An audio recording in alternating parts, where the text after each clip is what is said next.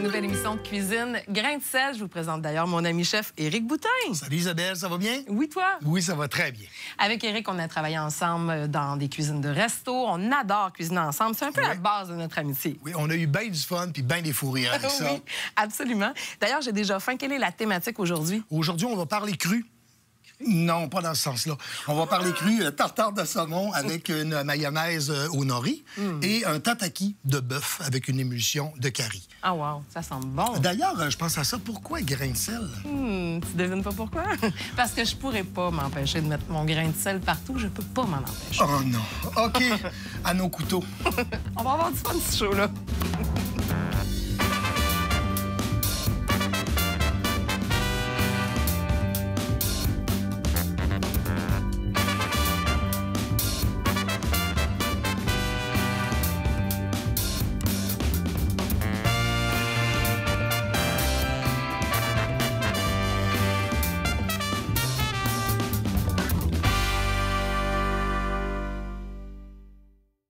Thématique tout cru aujourd'hui, donc on mange un tartare de saumon kamikaze, Eric? Oui, tartare de saumon kamikaze. Pourquoi kamikaze? Parce qu'à la base même, ça va goûter vraiment le sushi kamikaze qu'on retrouve là, dans les sushi bars. Donc, c'est ni plus ni moins qu'une mayonnaise que l'on mélange avec des feuilles de nori, du gingembre mariné haché, un peu de concombre, de la ciboulette, la sriracha ou encore du... sambalolek. Sambalolek, tout à fait. Et en plus de ça, du jus de citron. Du jus de citron ou du jus de lime. Ou du jus de lime, exactement. Donc, quelle pièce de poisson tu as utilisé? J'ai pris du saumon de l'Atlantique. Oui. Donc, je vais vous montrer un peu là, la technique pour le dénuder de sa peau. Au niveau du saumon, faire bien attention. La partie grise au niveau du saumon, premièrement, c'est pas très esthétique dans le tartare de saumon. Deuxièmement, ça dégage une espèce d'amertume qui est pas très agréable. Donc, on donne toujours l'impression d'en enlever beaucoup là, lorsqu'on fait un tartare, mais c'est la seule façon d'éviter ça. Vous allez voir, là, on va le couper comme ça ici. Et ensuite de ça, on va le recouper pour enlever cette partie ici comme ça. Qui est moins belle et qui est peut-être un peu amère aussi. Là. Il y a un petit peu d'amertume. Ouais, deuxièmement, ça fait moins sexy un peu. Puis est-ce qu'on pourrait faire ce tartare-là avec de la truite, par exemple? Oui, la truite, ça ferait un très bon tartare avec la truite. La truite a un goût un peu plus sablonneux, disons. Alors, à ce moment-là, on va être obligé d'augmenter la quantité de jus de citron. C'est l'acidité qui va faire en sorte que ça va être un petit peu... Ça va l'adoucir un peu. Okay. Alors, ça vous donne des morceaux comme ça. Un beau morceau qu'on va tartariser par la suite. On va tartariser ça par la suite. Au niveau de... Voilà. Une belle coupe. Un couteau vraiment bien aiguisé, bien sûr, pour faire ça à la maison, sans se couper. Voilà. Donc, on fait des belles tranches quand même assez fines, mais on y va avec des morceaux quand même un peu chunky. Oui, et ça, c'est un peu, ça dépend un peu. Là, on parle d'une... quand on parle de la grosseur, là, ça peut aller 1 cm généralement. Quand on fait un tartare, on évite de donner des coups de couteau qui servent à rien. C'est-à-dire qu'on le hache pas, le tartare. On va le couper en morceaux. On veut pas avoir... lorsque le couteau va toucher trop souvent au morceau de saumon, ça va changer la température du saumon. Donc, à ce moment-là, on essaie d'avoir la température le plus adéquate possible pour que la pièce de saumon reste froide. Okay. D'ailleurs, quand on a fini de faire notre tartare, on peut, je pense, mettre un petit cul de poule avec de la glace sous l'eau de poule pour la garder bien fraîche. Tout à fait, vous le refroidissez quand votre visite arrive. Ouais. Quand la visite arrive, on le ressort, on l'assaisonne. On l'assaisonne pas trop d'avance parce qu'étant donné qu'il y a une certaine acidité dans le jus de citron, par exemple, ou dans la moutarde, bien, à ce moment-là, ça va donner un résultat. Le poisson va se mettre à cuire. L'acidité va cuire le poisson. Puis là, avec toutes ces belles saveurs-là, la mayonnaise va vraiment venir donner le petit goût kamikaze qu'on recherche. Exactement. La quantité de matière un peu... Voyons, j'ai pas de visou. la quantité de sambalolek que vous allez mettre dedans, c'est ce qui va jouer un peu, là. Puis la grosseur, bien, selon ce qu'on aime, il y a la macédoine.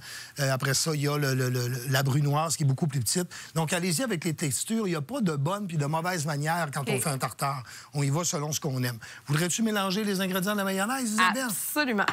Donc, tu m'as dit mayo, un petit peu de ciboulette. Ciboulette. Moi, je vais couper le reste du saumon ici. Là. Les algues nori qu'on a coupées en petits morceaux, dans le fond. Là. Oui, vous pouvez les hacher. C'est pas toujours commode à hacher. Un moulin à épices, c'est comme un moulin à café, là. Oui. Fait un excellent travail, ça, je vais vous dire. Le gingembre mariné, que des fois, on trouve en magasin, qui est rose, oui, souvent. Oui. On va mettre une petite cuillerée, peut-être un petit peu plus, voilà. Et puis, le concombre, vraiment en tout petit morceau. On va en mettre le concombre, évitez de mettre les pépins. On parle de blanc de concombre, mais vous allez mettre le contour du concombre. Mettez pas le milieu parce que c'est pas stable. Ça va déstabiliser le tartare. Puis on a quand même gardé la peau du concombre. Là. Oui, tout à fait. Donc, sambal au lait ou sriracha, à votre goût. Moi, j'aime ça piquant quand même un peu. Tu me permets, hein? Oui. Oh, yeah. Et ça va être bon, ça. D'ailleurs, on a travaillé ensemble dans quelques restos de sushi. Et le sushi kamikaze, c'est toujours un classique. C'est pas mal de classique. C'est pas mal un des plus populaires dans les sushis. Donc, vois-tu, ça donne une petite mayonnaise un peu comme ça, qui a cette texture-là qui est assez granuleuse et qui, ma foi, sent déjà très bon. Oui, ça sent très bon, oui. Voilà. Alors, on va se prendre un autre... On va faire notre mélange. Alors, voilà. Donc, le petit tartare de saumon auquel tu vas ajouter... la mayonnaise. La sauce. Ça va lui donner une belle couleur. Ça va lui donner une belle couleur, c'est sûr. Vraiment quelque chose de crémeux. Au niveau du nori, parfois, là, on a l'impression que ça va lui donner une couleur pas agréable, mais le fait que le nori soit noir, là... Moi, ça commence maintenant, mon grain de sel. Moi, j'ai envie de mettre un petit peu de zeste de citron là-dedans, mesdames et messieurs. Bon, ça commence. C'est pas fini. Et c'est pas fini. Voilà. Parce que je trouve que le citron, ça rajoute un petit kick le fun, là. T'es-tu d'accord? Oui, tout à fait. C'est le citron de la lime aussi, c'est le fun. Si vous me permettez, je mettrais aussi un petit peu d'oignon frit, hein? Oui. C'est une bonne idée? Oui, ça, c'est une excellente idée. Oui, comme ça, plus. Ouais, encore une petite affaire. Encore un petit peu. C'est frit, ça. Ça va donner du parfait, croustillant, en plus. Oui, là. oui, ça va on peut trouver ça dans les magasins grande surface, c'est vraiment partout. Au niveau du montage... Oui. On met ça en emporte-pièce. Je te l'avais dit que c'était pas une recette qui était terriblement compliquée. Non, effectivement, c'est assez simple. C'est qu'on prend ça comme ça, wow. Les joies du tartare. Les joies du tartare. Donc, ce que vous faites, là, si vous avez des gens qui viennent, là, vous coupez votre tartare d'avance, mais vous le mélangez pas d'avance. Ah, OK. À cause de l'acidité, peut-être. À cause de l'acidité, vous allez avoir un tartare cuit. OK. Voilà. Donc, avec la nonnette, Éric aime beaucoup utiliser la nonnette. La nonnette. On est presque rendu à goûter, là. Ça sent trop bon. Je ne sais pas si je vais être capable de résister, de ne pas voler. J'en ai laissé, justement, là. Oh, je peux peut-être nous préparer une petite bouchée. T'en penses? J'aimerais tellement ça, pouvoir vous faire goûter à la maison, là. Ça a l'air tellement bon. Voilà, merci beaucoup. Je vais finir ma déco avant, moi, je pense, parce que là, si je commence à manger, là, c'est c'est terminé après. C'est terminé après, il n'y a plus rien à faire. Une bouchée très généreuse, bien sûr. Vous pouvez le servir comme on l'a fait avec un petit carré d'algues nori comme ça. Ça fait une petite bouchée délicieuse. Pour ma part, une petite pointe de sambal au lait en plus parce que j'aime ça piquante. C'est magnifique. Donc, tartare de saumon kamikaze. Oui, exactement. On goûte? Tout à fait.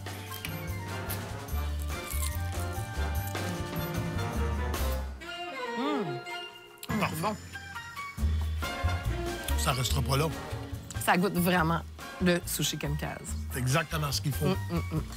Alors... Puis le petit croquant, ça rajoute, hein? Vraiment. C'est un bon grain de sel, ça. Ouais, c'est pas pire. Vraiment.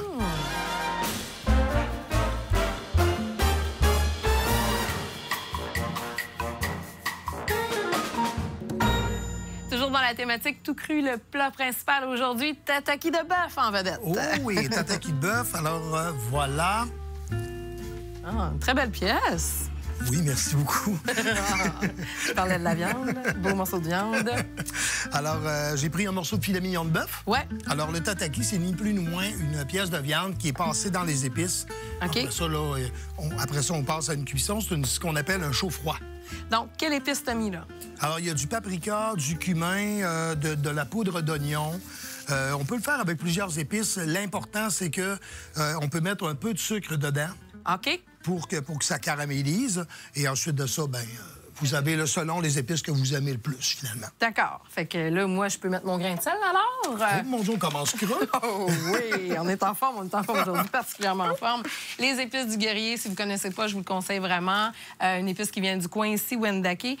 Mon préféré, c'est le poivre au bacon. J'espère que tu approuves, parce que sinon, il est trop tard. Bon, oui, ça va être excellent, oui, vraiment. Toi, je sais que tu es un bacon lover, en oui, plus. Voilà. Oui. Alors, l'important, là, c'est de prendre la pièce de viande puis d'y faire la vie dure un peu. L'écrabouiller. On l'écrabouille. On l'écrapoute.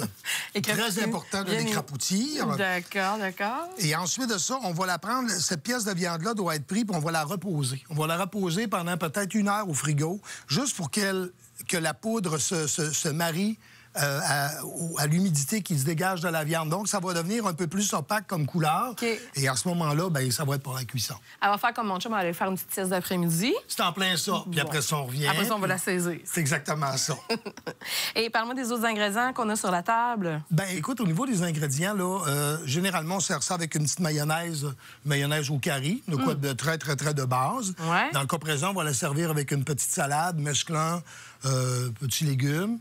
Puis, pour accompagner notre plat d'aujourd'hui, ça va être ça, parce que ça n'a pas besoin d'être... Le bœuf étant quelque chose de lourd, on n'a pas besoin d'avoir si costaud que ça. Non. La cuisine plus légère, c'est toujours agréable en été. Ça me va. En hiver, c'est d'autres choses, mais présentement, en été, c'est parfait. Je m'autoproclame reine de la mayonnaise. Je m'en occupe? Tout à fait. Exactement, oui. Ah. Donc, mayonnaise avec curry, miel, ça va donner un petit goût vraiment intéressant, un petit goût sucré. Vraiment. Aussi. On peut ne pas lésiner sur le curry, comme vous allez pouvoir. Hein. On veut bien la colorer. Mis à part le filet, tu as pris du filet, là, mais on pourrait refaire faire le tataki de bœuf avec autre chose, avec une autre pièce de viande. Avec le tataki de bœuf, ça prend une pièce de viande noble. Ce qu'on appelle une pièce de viande noble, c'est une pièce de viande qui n'a pas été altérée par aucune, soit des aiguilles, ce qu'on appelle de la viande piquée, parce que souvent, on va avoir des roast beef ou des pièces de viande qui sont piquées à l'épicerie. C'est écrit dessus, ils doivent l'écrire, donc ils vont marquer transformé, ça va être écrit dessus. C'est pas une pièce de viande entière. OK. Parce que c'est le même principe que si on mangeait de la viande hachée crue. C'est-à-dire que c'est passé à travers toutes sortes d'appareils mécaniques, puis il y a une contamination croisée qui peut être très possible à ce moment-là.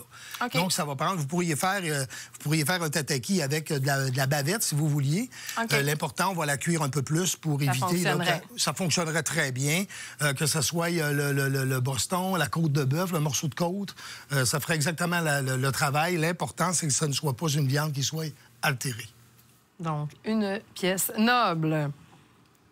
Donc, la petite mayo avec le miel. Pour l'occasion, aujourd'hui, on a pris un miel au gingembre qu'Éric a trouvé. Je trouvais ça vraiment, vraiment intéressant. C'est vraiment le fun comme produit, c'est un beau produit, là. Miel au gingembre. Oui. Ça donne une petite mayo. Puis on voit que quand on ajoute le miel, la mayonnaise, elle devient un peu plus foncée. Avec le curry et tout, ça sent vraiment bon. Ça goûte très, très bon. Donc, on va réserver pour tout à l'heure pour manger avec le tataki. Oui, pour le tataki. Je vais tasser ça ici. Et la petite salade, bien entendu. Ça va bien. Ça va. Les choses qui arrivent en cuisine, vous savez, mes amis. Donc, la petite salade, on met une petite salade une petite salade de mesclun classique, oui. Carrément. Je vais faire apparaître. Je vais faire apparaître. Oh là là.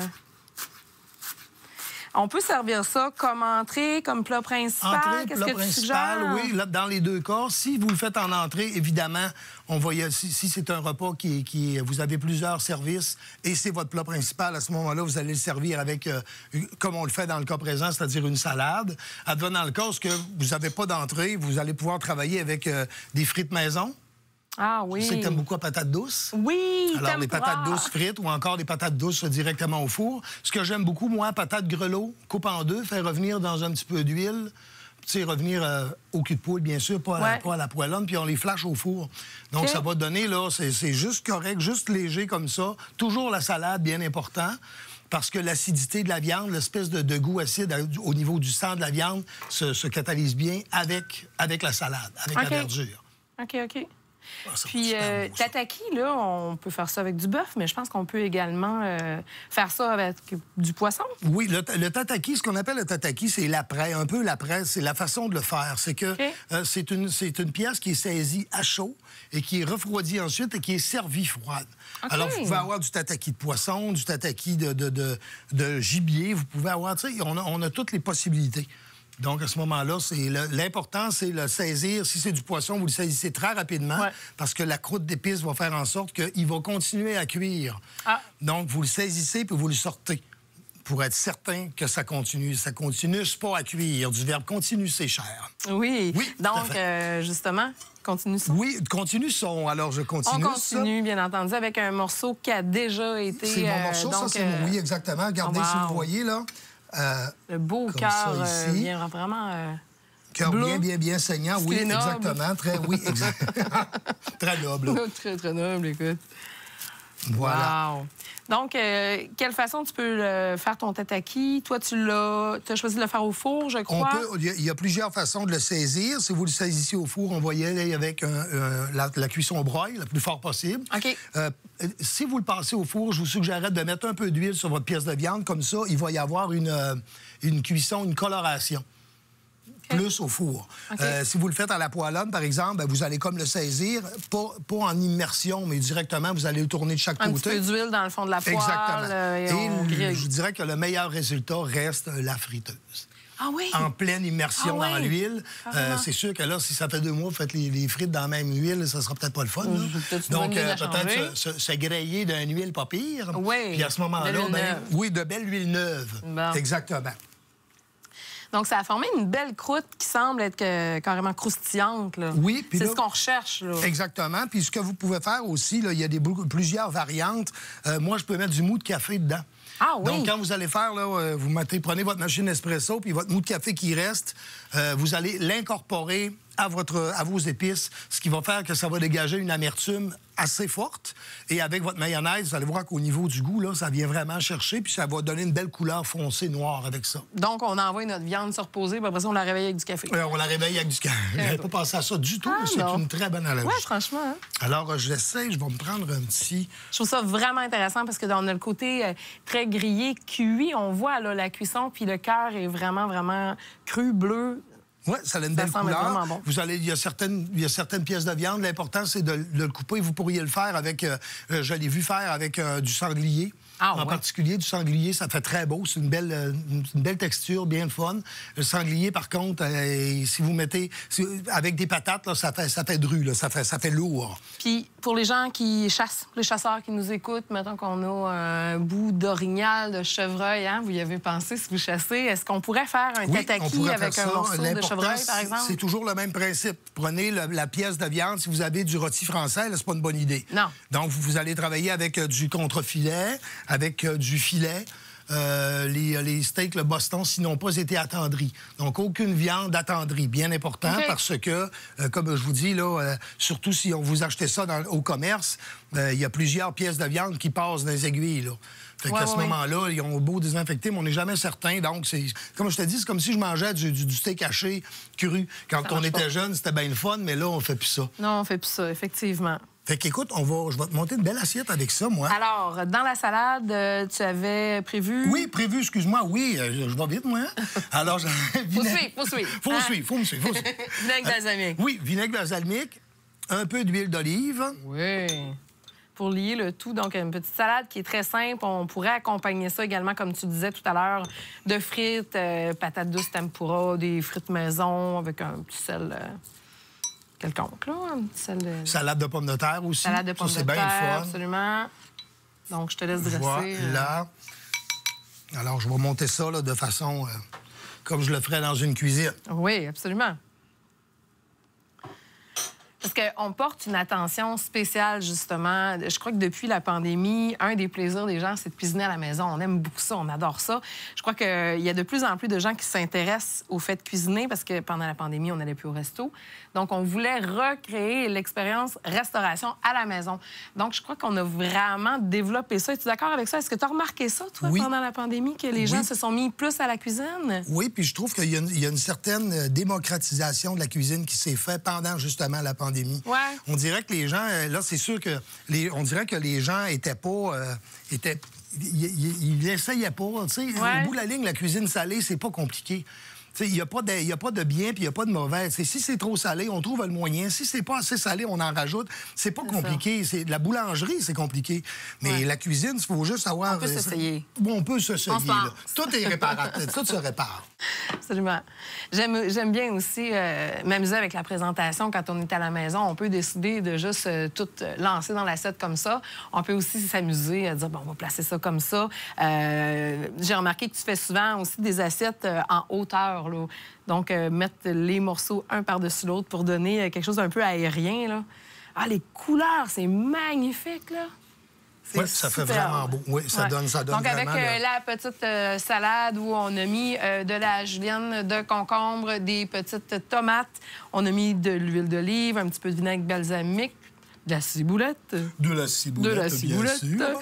Et puis, j'ai fait une super petite mayo que tu m'as fait faire tout à l'heure, qui est ici, juste ici. Alors, la mayo curry. Là, est-ce que tu vas servir ça directement là-dessus? Oui, bien, généralement, on va en mettre quelques petites, comme on dit chez nous, quelques rasades. Alors, on va mettre quelques rasades dessus. Mais comme il se la pète, hein? Ah, mais avec la couleur, en plus. Ah, j'adore. Voilà. Ça vient rajouter un petit punch, le jaune, là. Ouais. Du curry. Fait que ça, c'est une portion de plat principal. C'est une portion on pourra de en plat mettre principal. plus pour les gourmands. Oui, moi, personnellement, Ouais. là, j'en mangerais 3 comme ça, mais je pense que Moi, quelqu'un... je vais ça, c'est... rajouter un petit peu de verdure là-dessus. T'es d'accord? Bien sûr, si tu l'étais pas, il est trop tard. Et que ça a l'air bon. C'est magnifique. Voilà. Wow. Ça flash, puis pourtant, c'est très simple à faire. C'est très, très, très facile à faire. Ouais. Très facile à faire. Puis pour les gens qui n'aiment pas le cru-cru, je crois que le petit côté grillé de l'extérieur donne quand même une petite chance, peut-être. Oui, ça donne... puis aussi, on peut se dire que on peut le cuire plus. Tu sais, Oui, comme je dis tantôt, vrai. je te disais tantôt... Il n'y a pas de règlement. Il n'y a pas de règlement. Il n'y a pas de règlement. Fait que si vous voulez l'avoir bien cuit, c'est sûr que ça fait un peu moins sexy. Mais là, c'est plus un tataki. C'est plus un tataki, c'est un tataki cuit. Un tataki. Un tataki. C'est un Voilà, tataki. C'est pas ce qu'on veut ici, Fait c'est un que tataki on veut un qu'on fait. tataki pas cuit. Donc, Ouais. c'est ça. Ouais. Fait que généralement, avec ça, là, on est capable de jouer avec ça. À l'extrême, on pourrait y aller même avec un morceau de filet de porc, puis le monter jusqu'à médium. Qu'il ne soit pas saignant, mais ça serait très bon.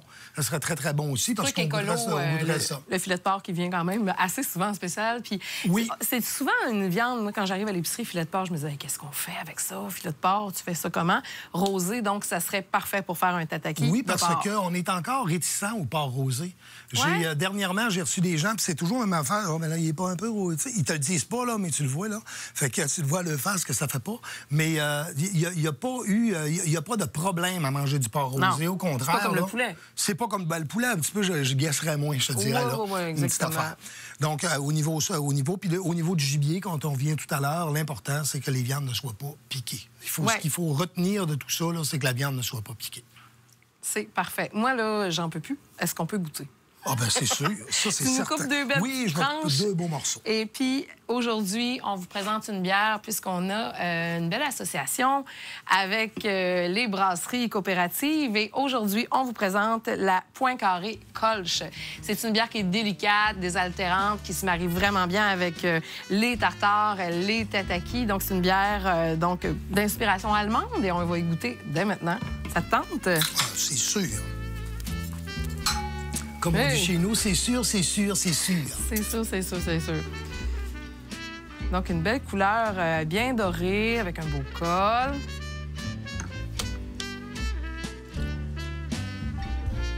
J'aime bien les accords mets et bières. On a souvent parlé des accords mets et vins, mais les bières s'accordent vraiment bien également avec la nourriture. Wow! Tu me connais? Wow. Je vais prendre le plus gros morceau. Oui. Donc, le petit sur le bord, comme ça, le gros morceau sur le bord. Santé. Santé. Santé à la maison. Santé à la maison. On goûte donc le tataki de bœuf avec la petite mayo curry-miel.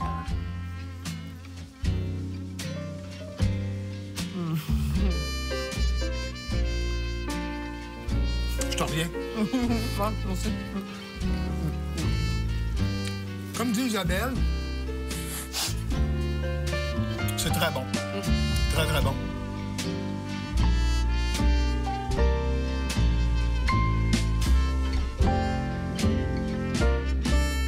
Encore une fois, santé. Hein, c'est donc bien bon avec ça. C'est donc bien le fun. Oui, j'avoue, c'est un beau mélange. Vraiment, Ça donne c'est un très, très beau envie de mélange. goûter. Ça donne envie d'en manger un autre morceau. Mais vraiment, je ne m'attendais pas à ça. J'adore. Elle est légère, mais très, très rafraîchissante. C'est une bière caractérielle quand même. De qui tu parles? De la bière ou de... Voilà. Mais Non, j'ai entendu ça. Il paraît que ça se dit. Non, c'est très bon, sérieusement. Oui? Vraiment, c'est un bon choix. Oui, je trouve que oui, effectivement. Donc, on vous le propose à la maison, le tataki qui s'accorde très, très bien avec une bonne bière fraîche. Et parlant de ça, on va avoir un autre épisode très bientôt, dont la thématique sera... Une thématique italienne. Italienne. On va faire une plancha de burrata. Une plancha di burrata. La burrata qui est très populaire présentement. On ne sait pas toujours comment la cuisiner, avec quoi l'accorder. Donc, prochain épisode, on parle de burrata thématique italienne. Ravioli homard mascarpone. Oh, il fait plaisir à la Gaspésie. C'est exactement. Ouais, c'est ça. Il aurait été au Bleuès, ça aurait été moins. C'est ça. Alors, c'est ça. Une thématique italienne, la plancha. C'est une belle planche apéritive. Oui. Et des raviolis. Ça va être délicieux. On espère que vous serez là. Ah, c'était vraiment bon. Je pense que je vais y regoûter, moi, par exemple. Vas-y. Coucher encore comme ça, là. C'est trop bon. Il va falloir apprendre... moi, je vais prendre ça, puis... OK, bye, là. Hey, on vient-tu de se faire... on vient de se faire voler live, là, le plat principal. OK. Y a-t-il quelqu'un... Barrez les portes. Shannon est parti avec le plat principal. C'est ça qui arrive hein, quand on fait des bons plats. C'est comme... C'est dangereux. Je vais couper ça, on va aller n'en cacher parle ça. pas assez souvent, je trouve, du danger de faire de la bonne nourriture. Effectivement. Écoute, quand même... j'en tranche pour tout le monde, hein? Ben oui. Bon, elle est partie avec le plat, là, au complet. Elle nous a fait un vol sous vos yeux. Moi, je vous invite à venir goûter. Il nous en reste. Venez. Faut que vous veniez goûter, c'est trop bon. Sinon, je vais toutes les manger. Sérieusement.